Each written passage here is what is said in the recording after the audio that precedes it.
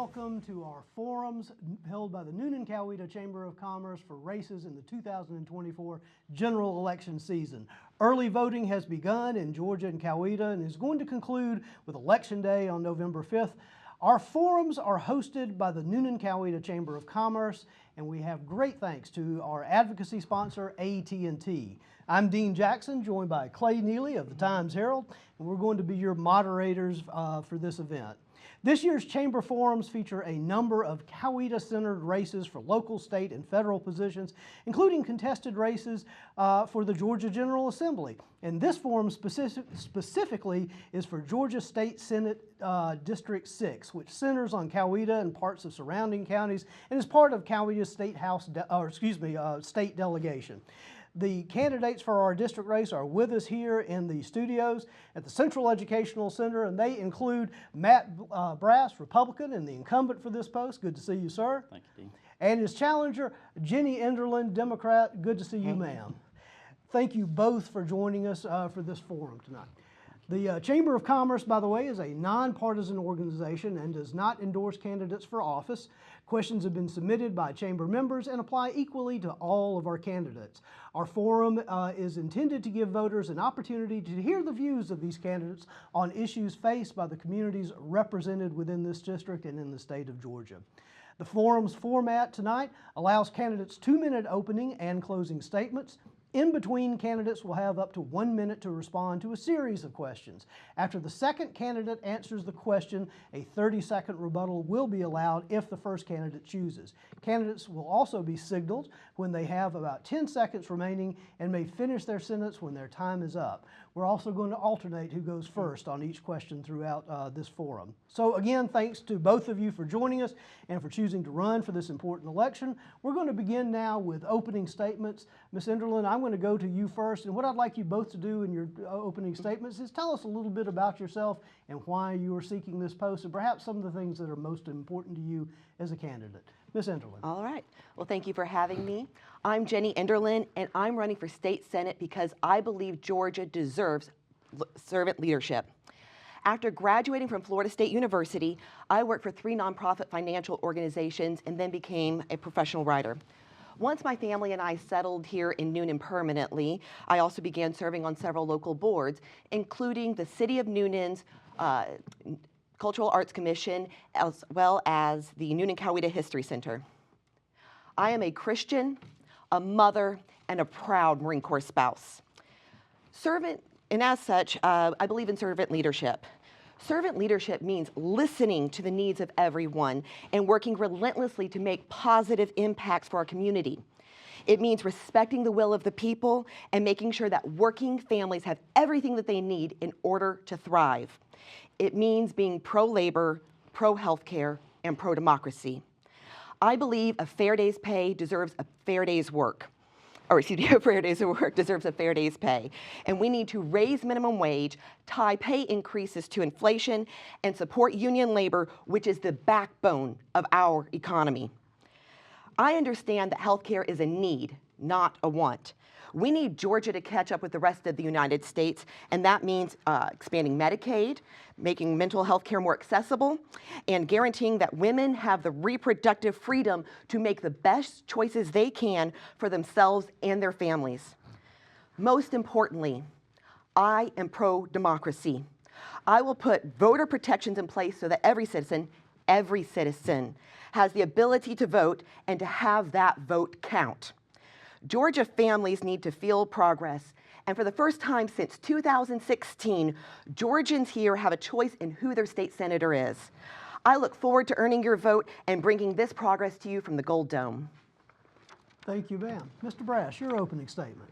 Thank you, Dean. I want to start by first thanking the Coweta County, Noonan-Coweta Chamber of Commerce, and the CEC here for opening up the doors and hosting us tonight. And I want to thank my opponent, Jenny, here for stepping out and running, because campaigning is not easy. You know, for those of us that get into this business for the right reasons, that want to help others, it's hard to step out there and ask others for their help.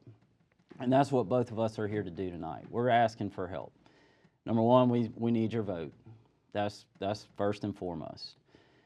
Second is we're going to be asking for sign locations, we're going to be asking for money, and at the end of the day, it's hard. It's very hard for each and every one of us to get out there and ask for this kind of help, especially when we do want to help others.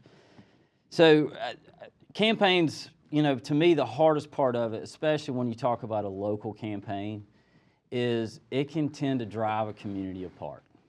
And that's what I do not want to happen. And I look back at in my years at University of Georgia, and just a quick background on me, graduated Noonan High School. In fact, I went to middle school right here when it was Central Middle School, on to Noonan High School, on to the United States Navy, on to the University of Georgia. And at the University of Georgia, I was doing a project, a marketing project, and I was asked to interview a business leader. And so I called up someone at Coca-Cola, and I started asking them questions. And they told me, they said, you know, you actually need to call your mom, because she knows these answers great. So I called my mom. I said, Mom, what do you attribute your success in sales? And she said, my success in sales is because I always sold on my company's positives and not my opponent's negatives.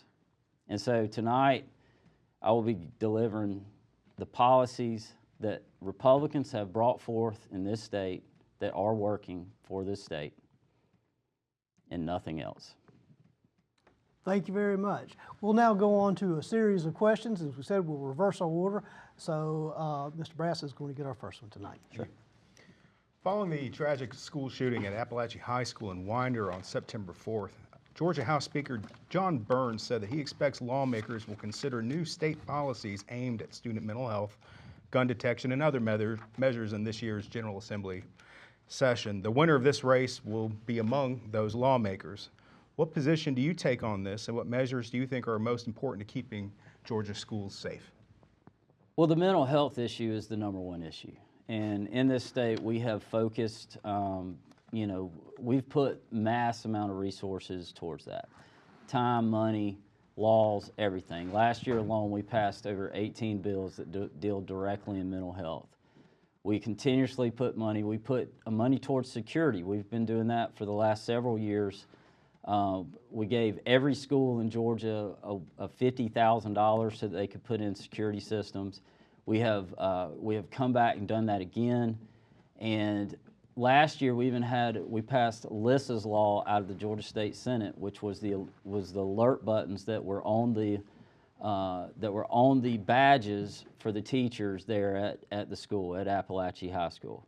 And they attribute that right there saved many lives, and they will tell you that. And there's a lot of things we don't know yet. That school shooting, that tragic event is still being investigated, and we're going to see what comes out of that, and we're going to dig in, and we're going to learn and figure out what can we do better. But we're probably going to hear something about red flag laws. We're probably going to hear something about gun control. And when I think about red flag laws and I think about gun control, I look at California. And they are probably the leading state in these types of laws. Well, another stat they're leading the nation in that is even more tragic is they're leading the nation in mass shootings. And so that's not the answer. The mental health is certainly a big part of it. And then in society in general, we have to quit with this. We treat life like it doesn't matter. And it starts way before guns. It starts way before kids are even born. We say that life doesn't matter. All right, Matt, I'm going to break this down for you, okay? We actually know what caused those deaths in Winder, Georgia. It was guns. It's not a mystery of what it was. So the #1 killer of kids, it's not cancer, it's not car accidents, it's not drownings, it's nothing but guns. And my opponent cares more about increasing gun sales than he does about the lives of our children. I'm a gun owner, okay? And I believe that we need background checks on gun purchase, safety training like what I received from my friends who are Marines who trained me, more accountability, and keeping civilians from getting their hands on military-grade weaponry. If you really cared about mass shootings, you would do something, because we both have children, and you know as well as I do that this could happen to them, and we need to stop it before it happens. I'm willing to reach across the aisle and work with the lawmakers who don't want this to happen to their children and make some common sense gun solutions. Thank you. Rebuttal, Mr. Price? No rebuttal. We'll move on to our next question. Ms. Enderlin, you're going to be first on this one. Of course, at the end of last week, and really for the last several days, we've sent our prayers out to just hundreds of thousands of people who were affected in Florida, Georgia, and then, of course, most terribly in the Carolina and Tennessee mountains, who were struck by Hurricane Helene, this natural disaster going on throughout the weekend. That storm has presented Georgians and others a chance to consider our state's natural disaster preparedness, which of course is a topic that is very near to Cowetans' minds as well, even though we as a community were largely spared from this event. So I want to ask you, how do you see Georgia's response, its preparedness, and its disaster recovery efforts? Well, obviously we're not prepared enough because there are thousands of Georgians who are still displaced, who are mourning the loss of their loved ones or just without power. I grew up on the coast, so I'm well acquainted with hurricanes, and sadly, my girls and I were smack dab in the middle of the tornado that hit Noonan. We're going to continue facing bigger and more frequent storms like this if we don't address the root cause, and that is climate change. We don't need to live in danger, and so we need to kind of create these policies that help prevent all of the things that we have going on with the CO2 emissions, and then we also need to be prepared to help those and be ready to respond, because there's just been too many deaths. If we don't do this, it's not just going to put us in danger, it's going to make our utility and insurance rates go through the roof. Farmers are going to have more droughts, and food costs are going to get more expensive. Mr. Brass. Well, that storm that just came through was 250 miles wide and traveled from South Georgia through Augusta up through South Carolina and North Carolina. I don't know how you prepare for that. You can't, except for one thing. We had everyone mobilized, ready to go, to hit the ground running and get trees out of the way so that our linemen could get in. And I'm so proud of it. Watching linemen work is one of the most amazing things I've ever seen. Watching how Noonan, Georgia, Coweta County came together as a community and put this place back whole was amazing. And we had people from all over this country coming to help. That's what it takes. We as a state, you can only be so prepared for a 250-mile wide storm that ravaged 130 counties. There's not enough money in this world to be prepared for that. But we do happen to have a committee right now that had already started and is looking at how can we as a state work better with our federal partners. And we are looking at actually hiring someone that would come in and that is their specific job. And maybe we can get past the partisan politics when it does come to natural disasters, which I'll say this, typically doesn't happen. And I haven't seen it in this case yet. But it truly takes the whole state, the whole country, to come together and put us all back whole. Because we saw it right here. We were ground zero. That tornado, it could have torn this community apart. Instead, I think it brought us all together. Rebuttal, Ms. Enderlin? Well, again, you don't have to prepare as much when you work on prevention. This storm wasn't something that we couldn't have foreseen. Scientists have been telling us for decades that we're going to see bigger and more frequent storms. And guess what? We did. So we have got to address the environmental causes. Rebuttal, Mr. Brass? Yeah, I mean, I guess you just cut down all the trees and then you don't have to worry about the debris flying around. That's an option. That doesn't help the CO2 levels. Oh, well, there's that, yeah. Thank y'all very much. Our next question. Senator Brass. On Monday, Fulton County Judge Robert McBurney issued an order that said abortions must be regulated as they were before Georgia's 2019 heartbeat bill took effect in '22. meaning apparently that the procedure is again allowed up to 22 weeks of pregnancy instead of 6 weeks of Georgia's current law. What are your views on this ruling, and what are your views on reproductive rights in Georgia? Well, I mean, this bill's around the heartbeat bill. I'm a co-signer of that bill. I mean, I believe in life. That's the bottom line. I mean, you know, we just have a simple disagreement, my opponent and the Democrat Party as a whole. We just have a disagreement on when life begins. That's the difference. Reproductive rights, absolutely. You got all the reproductive rights you want, and there's plenty out there with contraception, and there's other ways. But when it comes to an abortion, I simply believe that is a life. That is a life form that you are taking. I mean, if you logic and understanding is what we call science, and science tells us when a human male sperm meets a human female egg, human life is created. It's in every book we ever learned growing up. Simple science, simple biology. And so I just believe that is a life form. And I believe that nobody, and in no society, does anyone have a right to take a life unless it's in self-defense. And that's just my stance on abortion as a whole. Senator. Well, I hope that you consider Amber Thurman a life form, because she recently passed away and doctors ruled that it was a preventable death. She was coughing up blood, her vitals were falling, her organs were failing, and yet she had to wait 20 hours for doctors to operate. She didn't survive, and her 6-year-old little boy was made an orphan, by politicians like my opponent. No one ever grows up hoping to have an abortion one day. It's not any little girl's dream, and I know it certainly wasn't mine. I invite you to go to my website, jennyforga.com, to learn more about my story, because I know what it's like to need reproductive health care. I am grateful for my abortion because it allowed me to get back to the nursing baby I had at home. We women are so often caregivers to our other children, to our elderly parents, to members of the community, and we need to be able to make the decisions that are very hard to make, but need to be made by the people who understand the situation most. Let's do everything that we can to make sure that people don't need an abortion in the first place. But for heaven's sake, please save these health care decisions for doctors and their patients, because you're not a very good doctor, okay? You've got to stop playing doctor. It's not working.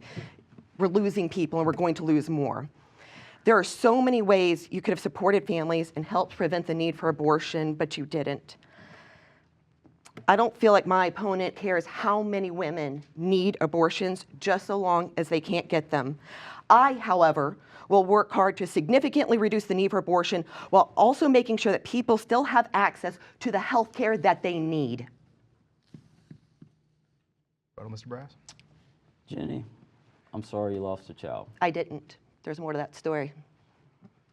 Okay. So in my situation, I was medically pregnant, but there was no baby. It's called a blighted ovum, and that again illustrates what you don't fully understand about healthcare. There was no baby. There was never going to be a baby because there wasn't the DNA. But I was horribly, horribly sick, and the doctor said, Jenny, you're going to continue to be sick until you eventually have a miscarriage or you have an abortion. I chose an abortion. Now, my husband and I were stationed in Mississippi at the time when that happened, and since then, in that state, my abortion has been made illegal. But again, I want to reiterate to you, I needed that health care. Abortion care, it's not just a singular issue, it's part of the whole healthcare ecosystem, and you can't tie doctors' hands behind their backs, because again, I needed to get back to my nursing baby at home. Thank you, Mr. Miller. Well, again, I'm sorry you had to go through that. Thank you. I really am. I truly mean that. Thank you. But in this state, you would have been protected. You would have been allowed that abortion. Under our current law, you would have been allowed that. So why wasn't Amber Thurman allowed to have an abortion? I don't know. Okay. We'll move on to our next question. Ms. Brass, you're going to be first on, I believe, is that correct? No, Ms. Enderlin, I apologize. Okay. Ms. Enderlin, you're going to be first on this. This year, the Georgia legislature passed a series of election rules that would change how votes are counted on ballots, create new ballot security measures, define voter eligibility challenges, so forth, lean toward paper balloting. Election security, voter access have been major ongoing political issues, at least since the state's 2020 elections, if not before. At this point, what do you think about the changes that have been passed or instituted in Georgia law, and do you favor more or different approaches? All right.